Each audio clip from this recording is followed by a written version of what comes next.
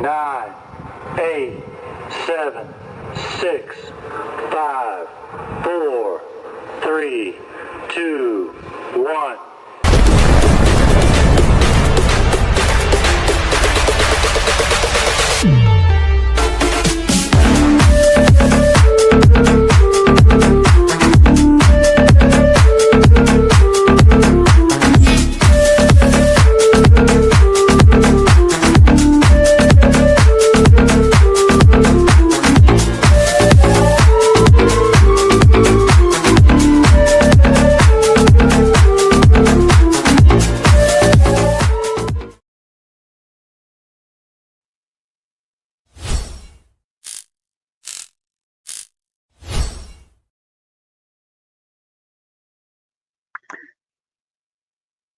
Good evening, everybody.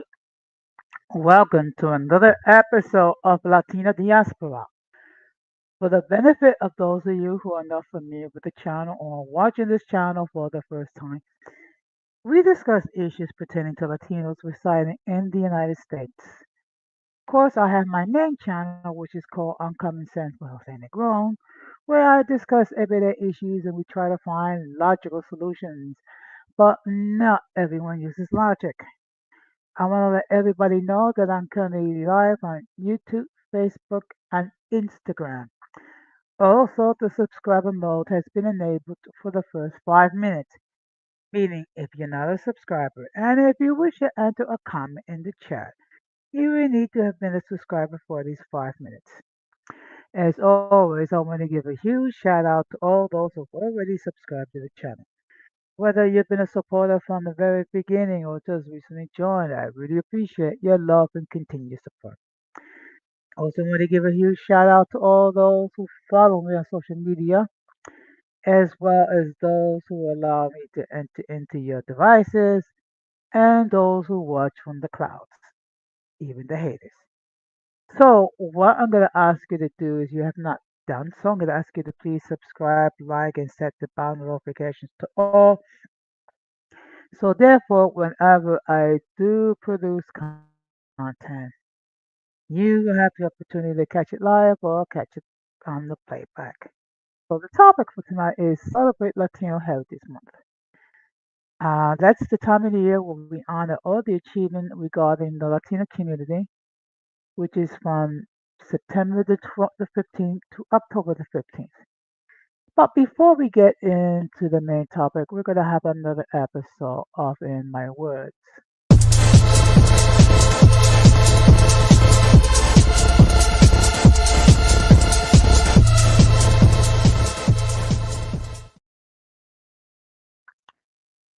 Of course, what continues to be going on is regarding the deletion of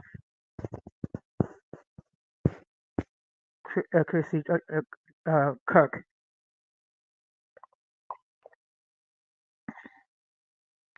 And while it is unfortunate that people are celebrating his demise, but it also brings about an unexpected consequences. Because we hear reports of hundreds of people who took to social media to rejoice in the deletion of Chris Kirk, and as a result, losing their employment. Now, before you react, one thing we have to bear in mind is that any large employer does have a thing called code of conduct, which the employees must follow.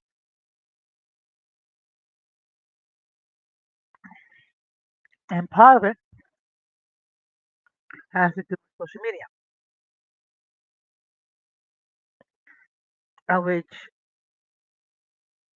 while you're free to say whatever you want, there are consequences to your words. And the problem is that whenever they have employees that have voiced rejoicing over the death of someone, it can create a negative image for the organization or the employer. So as a result, hundreds of people have lost their livelihood regarding their comments in social media regarding the deletion of Chris Kirk. Now, people will say it's unfair that they should be able to say they won. There's freedom of speech.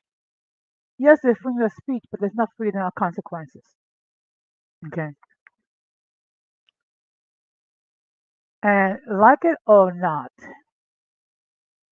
organizations, employers have an image that they're trying to protect, so they're fearful that if anyone makes controversial remarks, that it will reflect bad on the employer, which is why, which has led to people being terminated. Of course, I am under what's called a code of conduct, which governs the type of behavior that I must exhibit both while I'm working and when I'm off duty. Okay, under the code of conduct, there's certain things and behaviors which I much avoid, which is airing any commentary on social media that can put my organization in a bad light. Okay, which is why I'm very careful about what I say on this platform. And if you notice, I say very little regarding my employer. And there's a reason why. Okay. Because the fact of the matter is, um, whatever I say or whatever I do does bring consequences. And therefore, I must be very mindful of what I say or do. Any criticism regarding my organization, it could subject me to disciplinary action. But besides that, there's another reason why I don't rejoice in the death of another person. First of all, as a Christian, we should never rejoice in someone's passing. Now, we can mourn the fact that there are people that unfortunately made bad choices in their words or in their actions. We can be mournful about those type of people. We can even hate the act, but not the person. And of course, there's been allegations of racism. Now, in all fairness, I've never heard him speak, so I can't say either way. What I will say, and I will continue to say this, that we're all responsible for our thoughts and actions. All of us, as content creators, must realize that our words and our actions can affect people, either in a positive way or in a negative way. So we must strive to be very careful about our words and our actions. And yes, what we can do is pray for people, particularly people who have said hurtful things or done hurtful things, that they will repent and change their ways. Of course, we're living in a time where a lot of people, accountability is like kryptonite.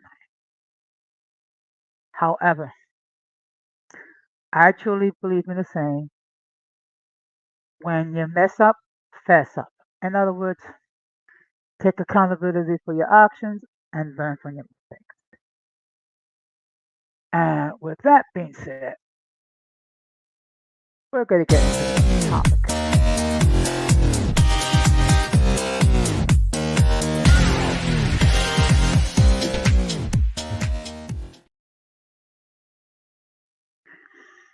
Now, before I continue, let me just state that the link to join the panel has been pinned. Should anyone wish to hit that link and opine regarding the topic at hand, they may do so. However, if I never seen you before, if I never heard from you before, I will insist that you come up in the backstage to make sure that no one will try to flash anything pornographic, which would cause the people of YouTube to take down their strings. Once, once I fully vetted you out,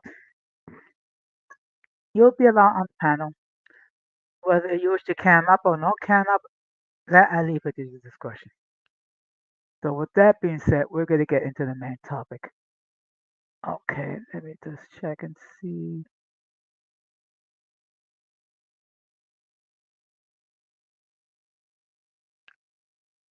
Okay, you have to excuse me. Every now and then, I just need to make sure, you know, acknowledge those. Okay, now let me just share with you what is Latino Heritage Month or Hispanic Heritage Month. Hispanic Heritage Month is a month-long celebration of Hispanic and Latino history and culture. While we celebrate Hispanic and Latino communities beyond this month, from September 15th to October 15th, we give extra recognition to many contributions made to the history and culture of the United States, including important advocacy work, vibrant art, popular and traditional food, and much more.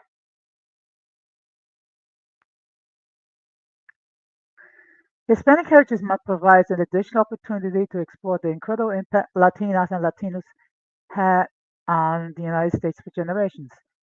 The Latino presence in America spans centuries, predating Spain's colonization of what is now part of the United States, and they are part and an integral part of shaping our nation since the Revolutionary War. Through the Treaty of Guadalupe Hidalgo and the Treaty of Paris that follow the Mexican American and Spanish American Wars, the United States gained territory in the Southwest and Puerto Rico. This incorporated the people of the area into the United States and further expanded the presence of Hispanic Americans. Today, the Latino population in the United States is roughly over 16 million, according to the U.S. Census Bureau. This makes up about 18.9% of the total population and is the largest racial or ethnic group. Latinos continue to help fuel our economy and enrich our nation as entrepreneurs, athletes, artists, entertainers, scientists, public servants, and much more. Now, let's deal with a very interesting question. What is the difference between Hispanic and Latino? Hispanic and Latino are the two most used terms to describe Americans with Latin American and Caribbean ancestry. You may see them terms interchangeably, but different people understand and use the terms differently. The National Museum of American Latino uses the term Latino to describe diverse residents of the United States with culture or ancestral ties to Latin America or the Caribbean. For many years, the term Latino also creates room for acknowledging Black, Indigenous, Asian, and other heritages are equal terms with European ancestry. The term Hispanic is used to signal connection to Spain or the Spanish language. Okay, now let's deal with the question.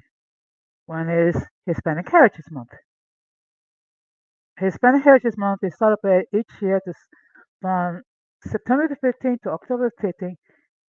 It began as a week-long celebration in 1968 under President Johnson and was expanded by a month by President Reagan 20 years later in 1988.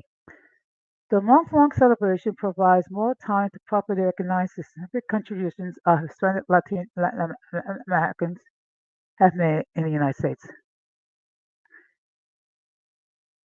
Hispanic Heritage Month does not cover one single month, but instead it begins in the middle of September and ends in the middle of October.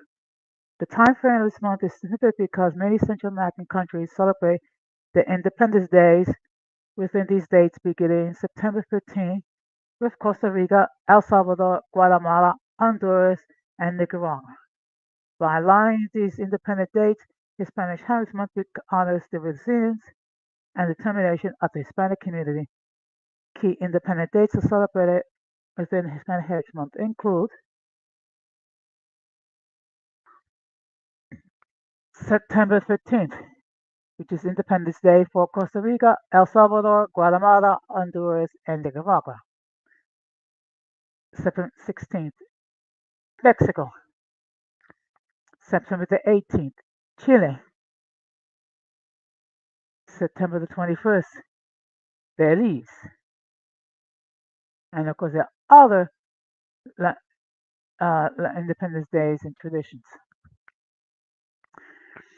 Now, the question why Hispanic Heritage Month is so important. Latinas and Latinos have always held significant roles throughout our country's history, dating all the way back to the American Revolution. Hispanic Heritage Month is important because it provides an opportunity to celebrate the integral part our Hispanic Latino community has in growing and strengthening our democracy. Representation matters. Latinos and Latinas continue to shape our nation as business owners, activists, artists, public servants, and much more.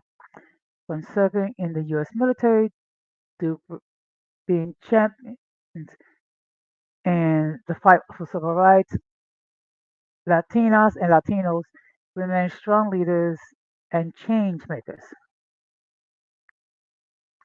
It's crucial to make sure that the contributions of the Latino community are showcased and that Latinas and Latinos have a voice. According to 2020 data from the U.S. Census Bureau, 1 in every 4 children in the United States is Hispanic Latino. A recent study found that Latino history is largely left out of high school textbooks that are used across the United States, despite the increasing percentage of Latina and Latino students. This also comes at a time when economic output of American Latinos ranked fifth in the world if the community were an independent country.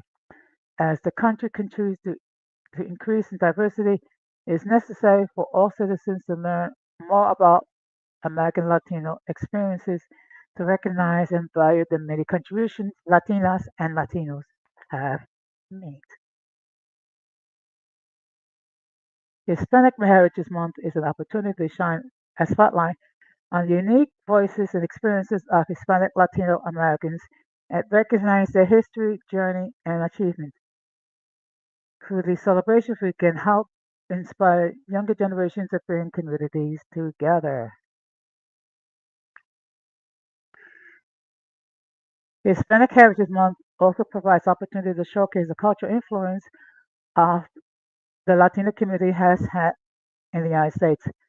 From entertainment to sports to business and science, Latinas and Latinos enrich our country, which is true. As athletes, Latinas and Latinos have been game changers. For example, over the years, Latino community has helped shape American favorite pastime, baseball. As the opening day of 2023, about 30% of Major League Baseball players are Hispanic Latino, with the accomplishment of past players like Roberto Clemente and present ones such as Francisco Lindor and Javier Baez leading the way. The sport will continue to evolve.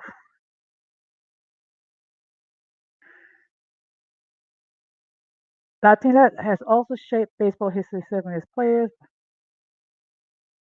broadcasters, and team owners. In the 1990s, Linda Alvarado purchased the Colorado Rockies and made history as the first woman to ever bid to buy a team. This purchase oversaw her becoming the first Hispanic MLB team owner. The contributions of Latinas like Alvarado and others such as The baseball player Margaret Marge Villa and postcaster Jessica Mendoza forever transformed the game of baseball. Explore our resources to learn more about. Okay, now let's go to the next. And of course, there are some resources here, which is Latino culture. We learn about diverse Latino culture and how it's contributed to society and the culture of the United States. Now let's deal with some other Latin American Independence Days.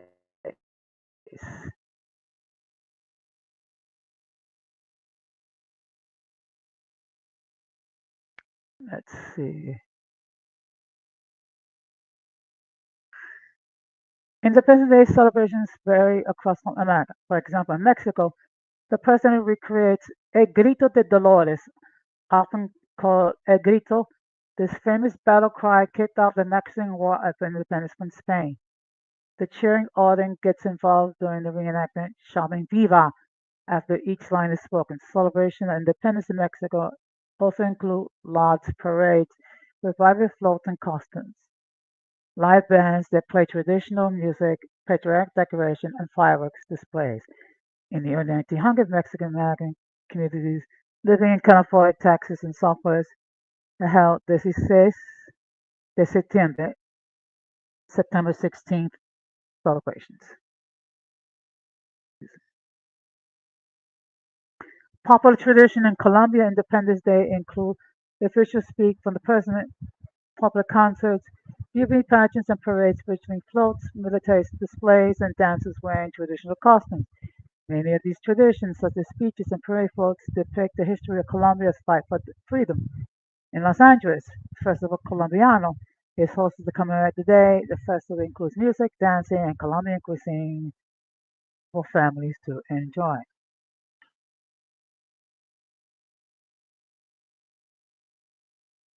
Beyond the parades and fireworks, many backward barbecues take place during the Independence Day holiday in the United States, and popular foods such as hot dogs, hamburgers, and apple pies are enjoyed. Food is a central theme across Latin American countries and for Latinos living in the U.S. during patriotic celebrations, both ancestral dishes and modern beverages served. Now, in Venezuela, popular foods are eaten throughout the holiday include a variety of dishes and sweet tarts such as papayón criollo, recognized as the traditional dish of Venezuela, which is no surprise is a favorite of the patriotic day. Traditional food is made with shredded beef, rice, beans, and tajadas, fried plantains. Arepas, an iconic food in Colombia and Venezuela. These grilled corn cakes are commonly stuffed with different fillings such as cheese, meat, or beans. Pequeños, fried cheese sticks, are popular at parties serving appetizers. Crema de ayuma, the traditional squash soup often seen in celebrations. Peru is also known for featuring during spirit of celebration of freedom. Popular Peruvian dishes include anticuchos, traditionally made with beef heart. This festival is marinara stewed and grilled over hot coals. Papa la huracaña. This recipe consists of boiled potatoes served with a spicy and creamy cheesy sauce. And of course, arroz con pollo, favorite dish, consists of seasoned chicken and rice. Sufio a la lima, a dessert complete with many celebrations. This sweet tart is a caramel meringue pudding. Chicken morada, many picturesque celebrations include non-alcoholic beverage, which is the national drink of Peru. It is made from purple corn and fruit juices.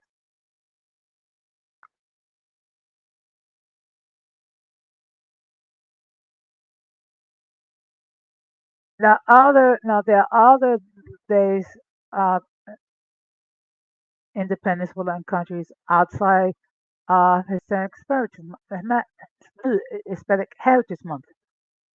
February the 27th, that's the Independence Day for the Dominican Republic.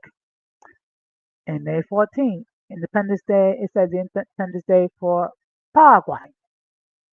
May 20th, that's the Independence Day for Cuba. July 5th is Independence Day for Venezuela. July 9th is Independence Day for Argentina. July 20th is the Independence Day for Colombia. July 28th is the Independence Day for Peru. August 6th is the Independence Day for Bolivia. August 10th is the Independence Day for Ecuador. August the 25th is the Independence Day for Uruguay. September 7th is the Independence Day for Brazil. September the 18th is the Independence Day for Chile.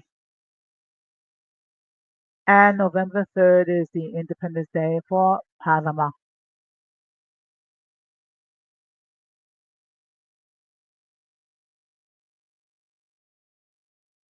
Okay, so that kind of gives you a little bit of an idea um, some of the things that we do celebrate when it comes to Hispanic Heritage Month.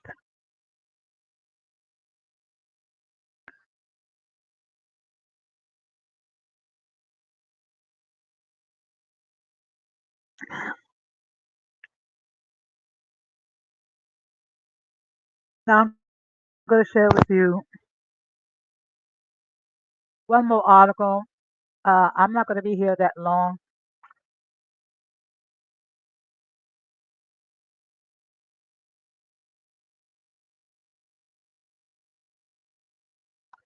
Let's see, just give me a moment.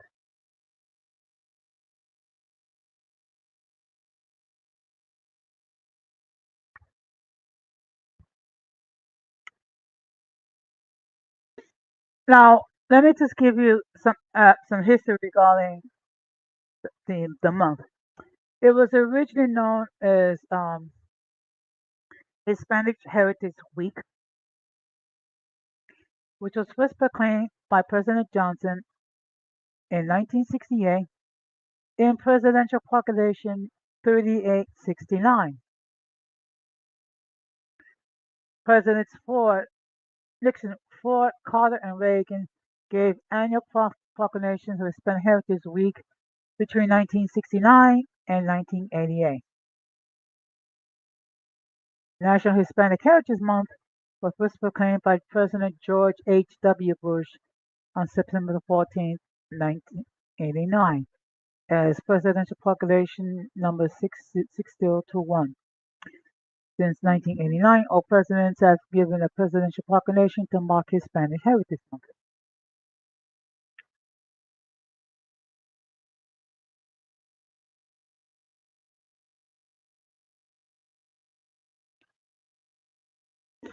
Now, National Hispanic Heritage Month, time for the U.S. military to honor first fallen and active duty Hispanic Americans who served in the armed forces. 61 people of Hispanic heritage have been awarded the Medal of Honor. 2 were presented to members of the Navy, 13 to members of the U.S. Marine Corps, and 46 to members of the U.S. Army. Interesting. During month, the U.S. Army commemorates the long-standing and remarkable contributions Hispanics have made in building and defending the nation. As of September 2018, 136,000 Hispanic soldiers served, composing of 13.8% of the Army, according to the official Army website. The goal during Hispanic Heritage Month is to celebrate the diverse and inclusive environment of the U.S. Army. Through coordinated efforts throughout the Army, observance will be used to inform Army audience to celebrate the contributions Hispanic soldiers, civilians, and their families.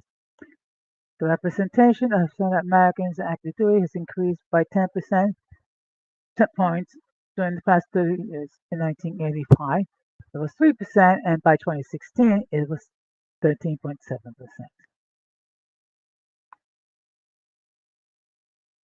And of course, there are various different events scheduled for this time. In 2013, the Fayetteville Chamber of Commerce, the annual Northwest Arkansas Hispanic Festival, is held in Fayetteville, Arkansas. El Museo El Barrio Latin Jazz Festival in the Bronx in New York City is held annually in September to coincide with Hispanic Heritage Month. The Smithsonian Institute hosts Hispanic Heritage Month events in Washington, D.C. One event is the Sioux Festival. In 2018, the Smithsonian National Museum of American Indians hosted a round of the Jaguar, a series of performances featuring dances of Bolivia, Mexico, and Guatemala, in addition to mask making and traditional contemporary ceramics. So this is some. So we got a pocket here.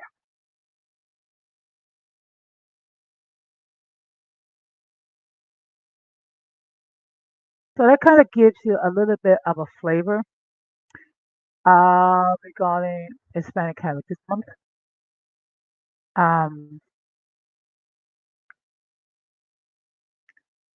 and of course, here in New York, there are various different organizations which hold various events in recognition to Hispanic Heritage Month. And of course, um, every year, DC 37 marks Latino Heritage Month with a month-long celebration which begins the first week of September and ends at the end of September. So that kind of gives you a little bit of an idea regarding Latino Heritage Month. Now, I want to highlight that I will be live tomorrow night at 10:15, where on my main channel, where I will be discussing deliverance, a Christian concept. And as always, let me make this perfectly clear.